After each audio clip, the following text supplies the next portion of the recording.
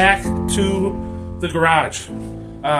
Sort of similar setting as a few videos back, but the reason why is because this is slightly better lighting, and I now have some plywood on my sawhorses, so I have effectively a table to work with now. And that's coming along. I've done some measurements, and I know I talked about making a ultimate workbench. Well, it's in the works, guys. I'll be doing some filming, and starting this Friday, you'll start to get some of my ultimate workbench videos. I'm hoping it only takes 3, maybe 4 videos, but we'll see. If you're new here, I am the Convicted Christian. I'm sorry about my voice. I am still not fully healed from my tonsil surgery. I don't know what's going on. I should have been done already, but for whatever reason, I'm still swollen. I'm still in pain, and it's not been great. So, just working with what we've got. Hopefully, I heal soon. But if not, we're going to keep trekking, we're going to keep trying, we're going to keep going. If you're a returning viewer, you know that even though it's a day late, it is Life Story Monday. And so, that's what we're going to talk about, Life Story. Last week, I talked about the loss of my son while he was in my care, and how difficult that was for me. I'm not saying it wasn't difficult for others. I know it was. And that's hard. But I had to make that video because if I didn't let you guys know how bad it got, there's no way that I can tell you, hey, no matter how bad your life gets, you can still make it through, because you won't have known how bad it can get and what you can get through. Not saying it's not hard, not saying that it'd be easy, because it's definitely not. But it is possible to get through it. So, I believe last I left off, I was talking about I got sentenced. I ended up having to do 6 years in and 4 years out, so 10 years total. And the reason why that is because the judge, during the jury trial, he said that he believed that there was enough evidence to prove me completely not guilty. That it was not a foreseeable accident, and that I didn't deserve to go to prison for that long a time. But instead of overruling, which would mean then that the DA could appeal and potentially win, and then someone else sentences me to way more time, he said that this was the best that he could do. Because of my prior convictions in Wisconsin state law, it is required that I do some form of time. There was no way around that. I had to do time. And so, as much as it shocked and hurt to have to hear those words and go through sentencing, in so many ways it was a blessing. In so many ways it was what I needed at that time in my life. And it caused me to really sit there and make transformations. And I was able to do a lot of things that I never thought I'd be able to do, and it opened up doors I never thought were available. And so I'll start talking about that. So if you've looked at any of my past videos, especially the one where I talked about the first time I went to prison, I went through Dodge again, but now that I had a very serious crime, not a small one, which, I mean, all crime's serious in its own right, because it could lead to something more. This was just serious on its own merit. I ended up having to stay there way longer than usual. I ended up staying there for 12 weeks. I stayed there so long that even though they couldn't pay me, they ended up having to. They didn't have to, but they let me start working in the kitchen because I wasn't going anywhere. The place that they assigned me to, which was Columbia Correctional, we all called it Portage, in who were actually staying there, was full. And even though it had the programs that I needed at the time, there's no beds available. And if there's no beds available, well, you can't go. So I sat for 12 weeks. And then finally, my bed opened up, which means that either someone left due to rule violation, and they got sent to a worse place, which we've only got, I believe, one Supermax called Boscoville. So they either went to the Supermax, they were in the hole for an extended period of time, or they went to medium / got released. And a bed opened up. And so that was something that was awesome. The mindset that I had going to Portage was, I either need to change or I'm not going to live long enough to change. Like I felt like my back was against the wall, and this was my last chance. This was it. This was all I was going to be able to do if I wanted an actual life. And so, even though I only had to, the only thing I had to do was vocational training, which didn't make sense because I'd already gone through vocational training prior, and anger management, which I had not done yet.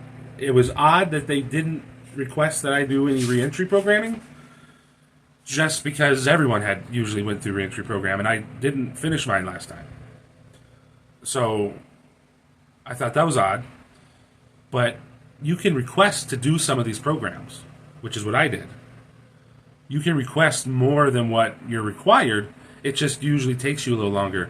And, well, I had time. I had served 15 months in county, so I only had about a little over 4.5 years to actually do in prison. But 4.5 years is a long time. And so I had time to wait. And so I started in the kitchen. For some reason, I always start in the kitchen. And I was only there for probably about a month, maybe a little longer.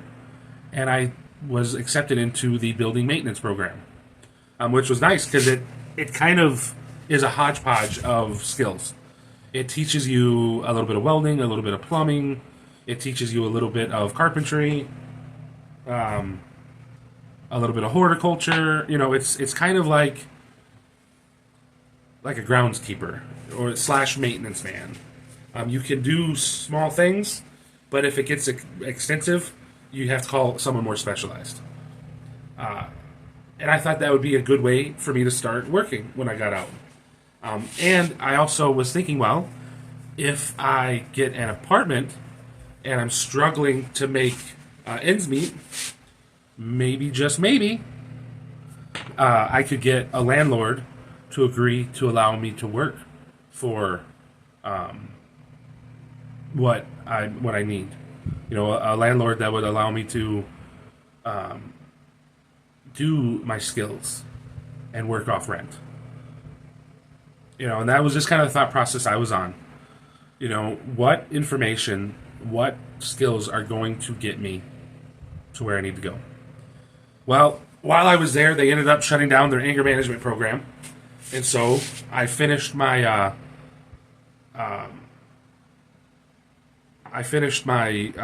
building maintenance.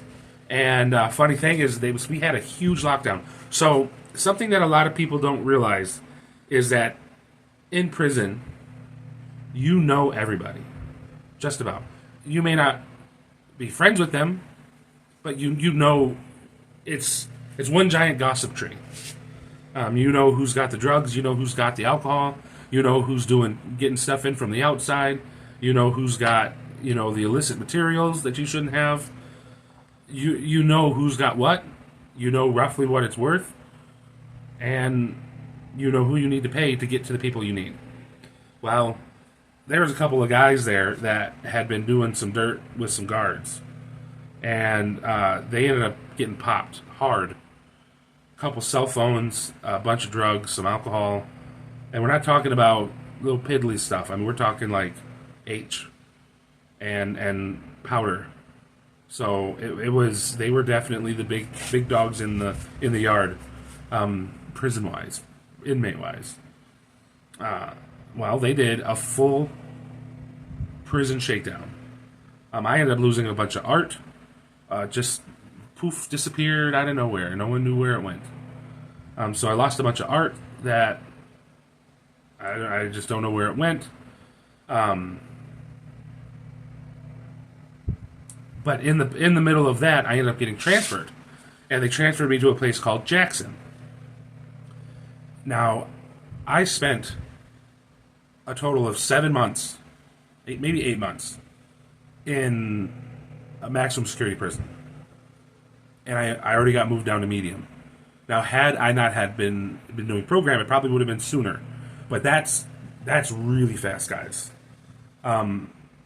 Not to say I was doing, anything special or doing anything crazy. All I was doing was just taking my time, following the rules, being open and honest about what I was feeling, what I was thinking, and laying myself out in front of my counselors, in front of my workers, in front of the guards. Was it perfect? No. There was times I got mad. There was times that I argued. I've always struggled with authority figures and how they talk to me or how they deal with me, and I was still a little bit in that mindset of everything should be fair. That mindset of equality and all that stuff like that. I was still there. And, well, that's not the real world. That's not how it works. And so, I got moved to Jackson. Well, right about the time that I got moved to Jackson, within like a couple of weeks, they shut down their anger management program. And I couldn't do any other programming until I got that one done. So, I'm stuck again. I am stuck again. And this time, I don't even really have a job to do. I was kind of thrown into limbo because no department wanted to give me a job on the chance that I got moved right away, and I couldn't do any programming, so they couldn't assign me to anything, and so I didn't know what to do. Super grateful that a family member of mine asked me what I would like, and I'm like, well, if I'm going to learn something, or if I have the time, I should learn something. And so I asked him, hey, could you send me a guitar? It's $100. If you can't swing that, totally understand. But I would like to learn to play guitar. And so, sure enough, about a month later, a guitar shows up. And I'm going to tell you one thing, I was just over the moon. It was better than it had just been put into the approved vendor that we had, and it was better than the guitars that they already had in stock. And so I was just absolutely thrilled to have this thing. And every available minute that I could play this thing, I played it. One cool thing about Jackson that not a lot of other places had, they actually had a music room. And the thinking is that if the inmates are doing something positive like playing music, they're not out doing something destructive or negative. And so I ended up meeting up with a couple other musicians, and we set up band times, and we played music together. I had a 6-string guitar, but the singer and kind of like the leader of the band, he taught me how to play bass. And so I just had an absolute blast learning how to play bass, learning how to play guitar, and just enjoying time. That split amount of time, and it helped me keep my nose clean. Because they're not wrong. I was doing something positive, so I couldn't do anything bad during that time. It was enough incentive for me to, I don't want my band time taken away. So I'm going to continue to do the right thing so that I can continue to play band. And I was able to do that for a few months. Now, about the end of my Jackson term, I ended up getting into a fight with my cellmate. He had said something out of hand regarding my son who passed away, and we were arguing over just the dumbest thing. We were arguing over my radio. So, I try to be a generous individual, and I try to be nice. And at this time of my life, I used to, in the attempt to be nice, I used to let people walk all over me. And I allowed my cellmate to use my radio when I wasn't using it. And then at certain times of the day, we would put on something we would both enjoy. And well, apparently, he didn't enjoy what we were listening to at the time, and he turned my radio without asking me. Which, in prison, that's kind of a no-no. It's one of the unwritten inmate rules. Don't touch another man's stuff until you've asked. And instead of taking it and communicating effectively, I ended up beating this guy up. And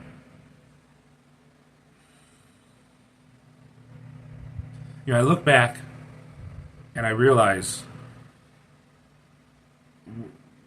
I should have either brushed it off and made it so that he couldn't use my radio, which we have padlocks and foot lockers. I could have just put it in there when I wasn't using it.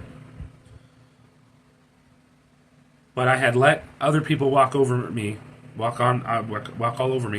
had let them push me around because I was trying to follow the rules, and which is the right thing to do. And instead of listening to that and telling myself it's not worth it, there's other avenues to take, all that anger came out, all that frustration, and with what he said, which I'm still hurting from the loss of my son at this time. It all came out in more fiercely than it should have. And so I ended up having to go to the hole for a couple weeks. We ended up lying to the guards, both of us. And I think I said something about the handball court, and he said something about basketball. And while it ended up not really believing us, but they knew something happened. So they're like, okay, well, we got to give you some time. Got to give you something. So we spent a couple weeks, and then I got sent and put back in the barracks, which was odd because usually they just throw you back in a unit. And well, I'm like, well, what's going on? And they're like, oh, you're getting transferred in a couple days. I'm like, where? I hadn't seen the review board or nothing, and they're all like, well, because of your fight that we can't prove, they really want to get you into anger management, and they really want to expedite that. So they ended up shipping me out to another place called Kettle Moraine, and that was probably the best thing for me at the time. So up until now, every time I went to prison, my parents would visit. And the further away I got, the harder it was for me to visit, or for them to visit. Well, Kettle Moraine was like exactly 15 minutes from the time that my mom and my dad would leave their front door to the time they were at the front door of the prison. And so I was getting more time with my family. And it really cemented in my mind just how much support that I actually had, and I'd had my entire life. That I ignored, that I brushed off, or didn't believe that they were truly supporting me. And that was a big eye-opener. A huge eye-opener. And that just, man, that just really helped me rededicate myself to changing and rededicate myself to doing the right thing.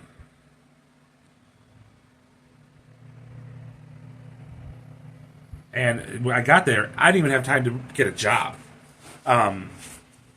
They were all like, yeah, we got a spot for you in the anger management program. It's open right now. You're going right now. So I was like, okay, well, dang, that was fast. And they're like, yeah, we're not playing around. You need to be in a program ASAP. I was like, okay, well, let's do this. Let's get this program down. So we did the program, and a lot of what's in the program may seem unnecessary,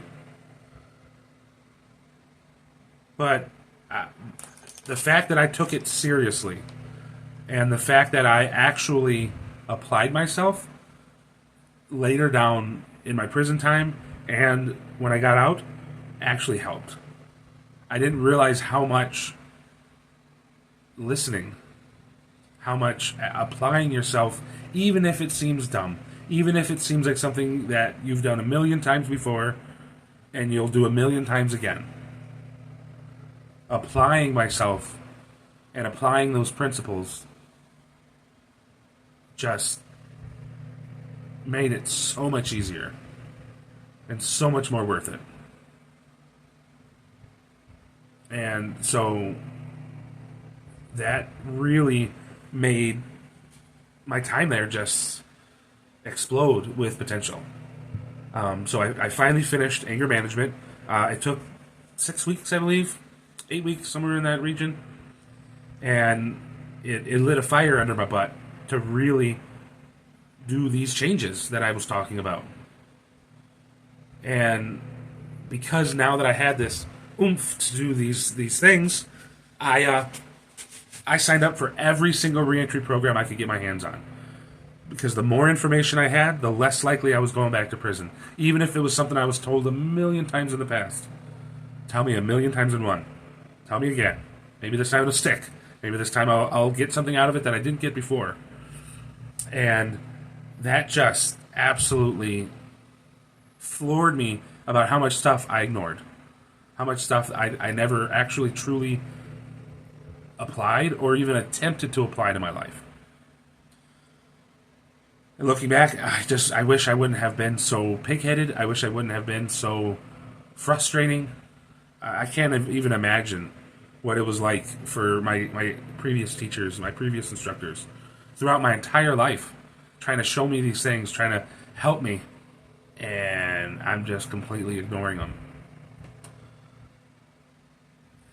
And so while I was there, I made some pretty close friends. I made some pretty good guys that I ended up talking to for a while after I left there. I was still playing my guitar a ton. I ended up pinching like a nerve in my back one time, and it was bad. We ended up. So I was doing some dips. I was in pretty good shape when I was in prison because all you have time to do when you go to rec is really work out or play a game that has a lot of cardio, which means you're basically working out anyway. Well, I was doing dips and I dismounted funny, and I landed, and oh man, something tweaked in my back. Woo! And right after that, we were doing a full unit shakedown, which means that they go through all your stuff, find all the stuff you shouldn't have, write tickets, and then leave you alone again. Well, we had to do drug testing. And whatever nerve I hit in my back, I couldn't do it. I mean, I literally couldn't do it. From the time I hurt my back till the time that we did the drug testing was like 18 hours. And I hadn't used the bathroom once in those 18 hours. And then they pulled us from the cells. And it's not like I didn't like my body wanted me to go, but for some reason that pinched nerve just wasn't letting it out, wasn't letting nothing through. And so it gets that time, and I was one of the first ones to have to do the test, and nothing happened. I'm like, man, I don't know if I'm going to be able to. And I'm like, okay, well, we'll try again in a little bit. And so we tried again. Nope, nothing happened. Nothing happened. And then again, and nothing happened. Finally, I am the last person. And if I cannot do this, it's basically they think I'm guilty of something, and they throw me in the hole.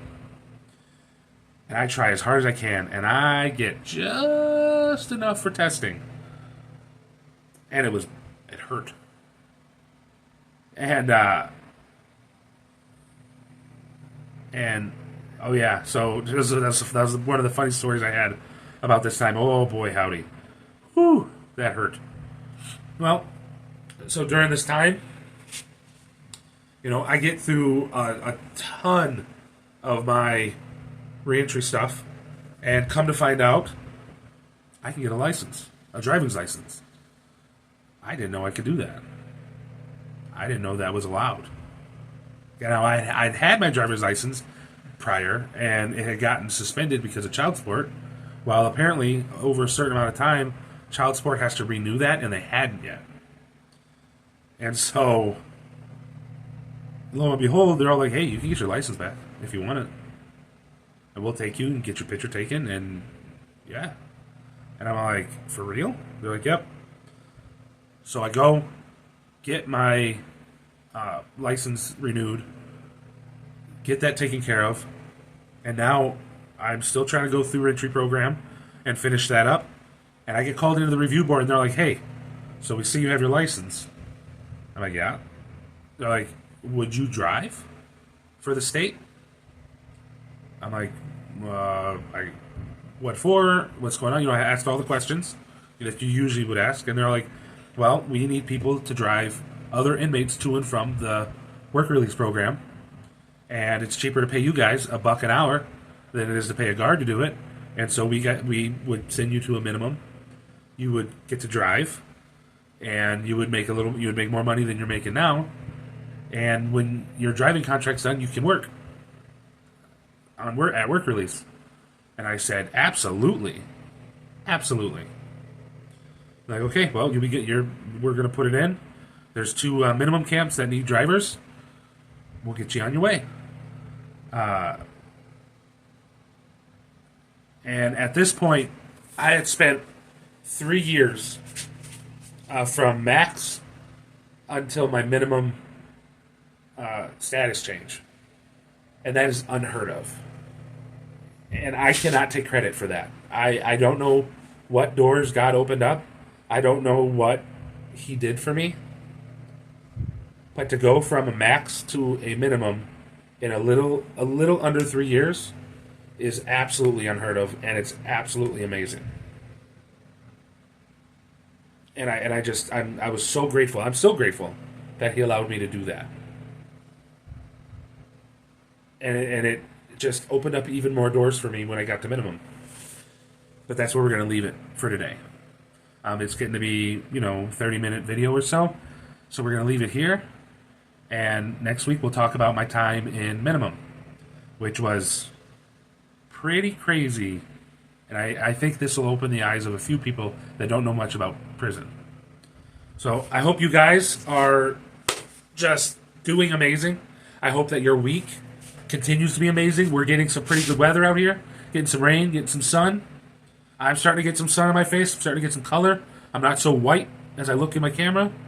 Especially my arm. My arm's not so pasty white as it used to be.